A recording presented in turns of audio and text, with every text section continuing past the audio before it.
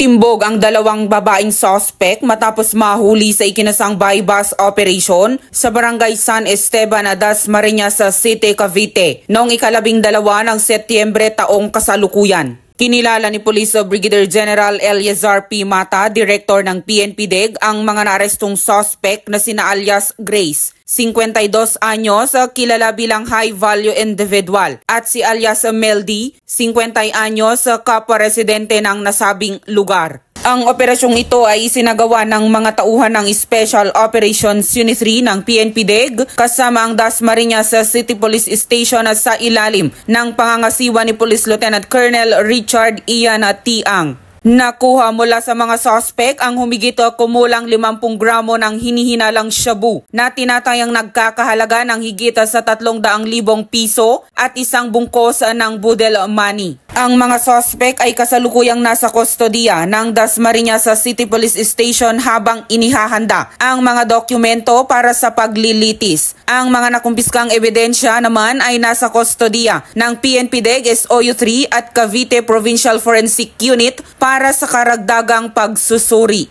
Ay nagsagawa ng isang bypass operation noong September 12 ng hapon taong kasalukuyan sa barangay San Esteban, Dasmariñas, Cavite, na nagresulta sa pagkakaaresto ng dalawang individual. Sila ay naharap sa kasong paglabag ng Republic Act 9165, partikular ng Section 5 ng nasabing batas. Ang mga naaresto ay kasalukuyang nakakulong sa Dasmariñas City Police Station, Cavite.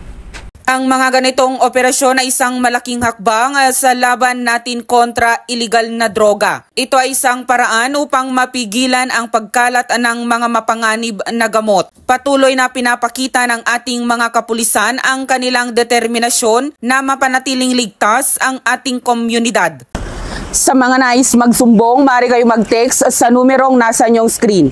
Dahil dito sa bagong Pilipinas, ang gusto ng PNP-DEG, iligal na droga bigyan ng wakas.